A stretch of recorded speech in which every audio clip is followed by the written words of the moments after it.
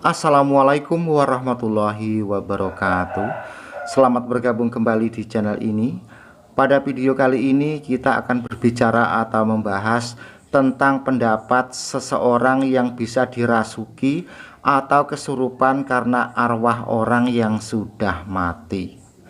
Namun sebelumnya saya mau cerita. Ini merupakan sebuah cerita nyata yang benar-benar terjadi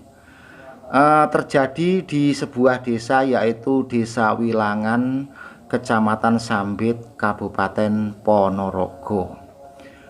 Pada saat itu ada seorang bapak yang berinisial BN gitu saja, jadi tidak usah saya sebutkan nama aslinya, nanti kalau tahu anaknya tersinggung dan marah. Terus bapak BN tersebut punya istri yang bernama Ibu SN. Semasa masih hidup, si bapak BN tersebut adalah penganut agama Kristen. Dan tidak ada orang yang tahu kecuali istrinya.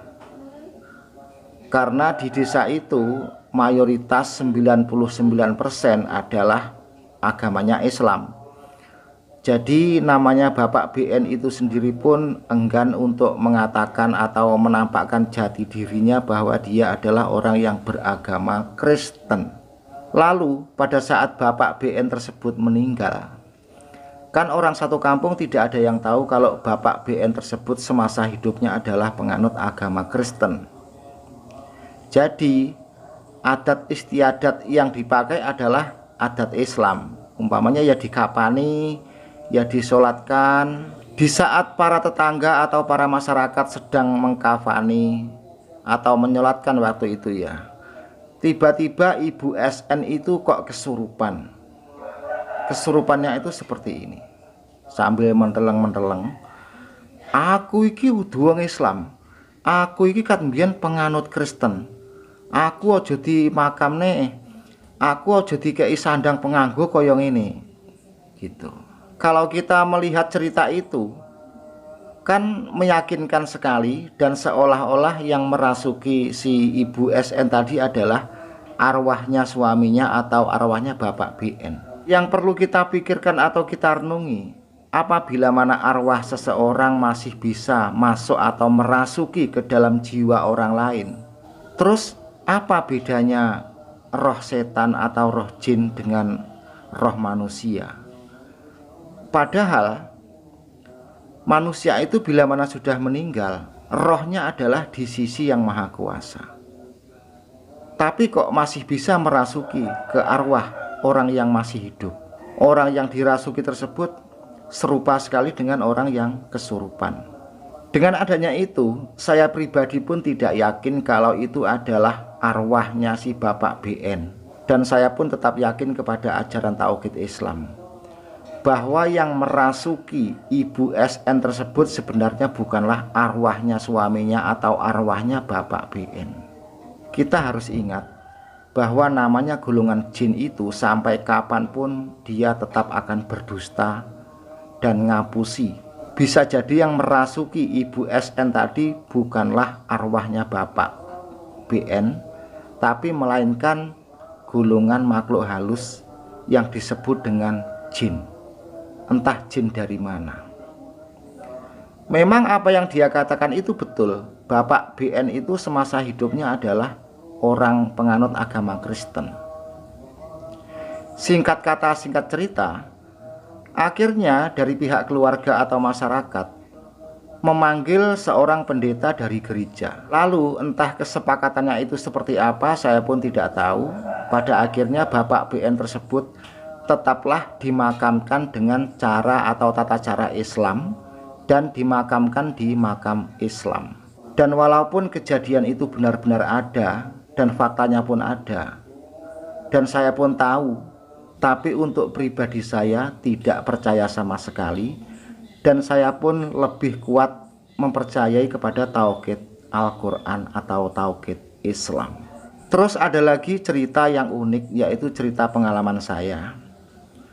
Pada waktu itu saya berprofesi sebagai tukang nyuluh kodok dan tukang nyuluh bekecot.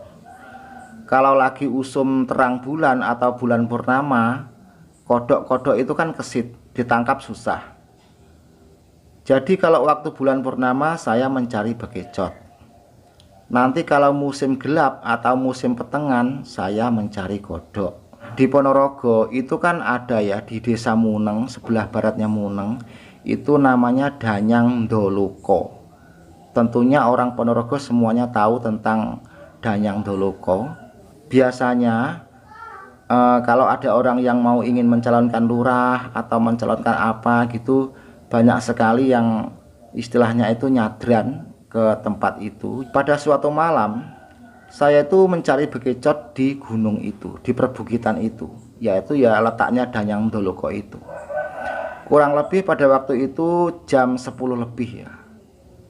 Dan kebetulan hujan gerimis, entah malam apa itu. Tiba-tiba di situ kan ada semacam lincak.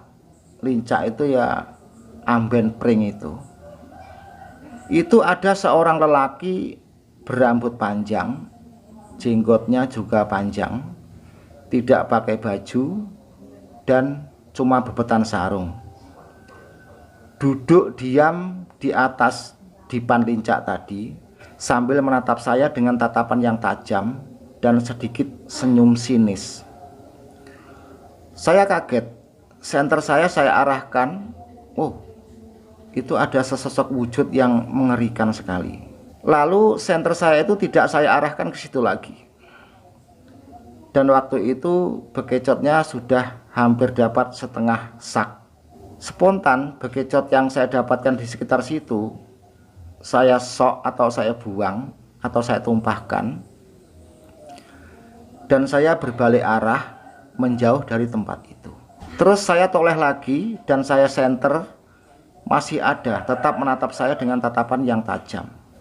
Terus saya berusaha menjauh, tapi dalam hati saya juga tidak percaya. Walaupun kejadian itu nyata, dalam hati kecil saya tetap tidak percaya. Walaupun tempat itu dikenal tempat yang sangat angker, dan tempat itu dikenal pula, pokoknya orang sePonorogo tahulah yang namanya Danyang Doloko. Lalu bagaimanapun juga saya pun ya pergi dari situ. Saya berjalan kaki turun gunung dengan hati putus asa ya. Niatnya mencari bekecot, tapi kok ada penampakan seperti itu. Terus setelah saya agak jauh, kebetulan ada dua orang yang sedang mengantarkan istrinya berak ke kali. Setelah orang itu selesai menunggui istrinya yang berak itu tadi, saya tanya, Pak, kula wau bar nyuluh teng Gunung Kidul mriku. Nggih gini Danyang Doloko niku. Lah niku wau kok enten tiyang niku rambutnya panjang, boten klamben, jenggote dawa, terus mandeng kula niku menteleng ngoten. Boten omong, boten napa, kula sapa nggih mendel mawon. Terus orang itu pun tersenyum. Oh nggih Mas, pancen teng mriku biasane enten tiang edan, tiang boten waras, sing biasane nongkrong teng mriku awan bengi guyang-guyu dhewe. Kesimpulannya, dengan kedua kejadian yang nyata tadi, atau dua kejadian yang benar-benar ada fakta nyatanya itu tadi, berarti tauhid dalam Al-Quran, apa yang diajarkan dalam Al-Quran itu adalah benar.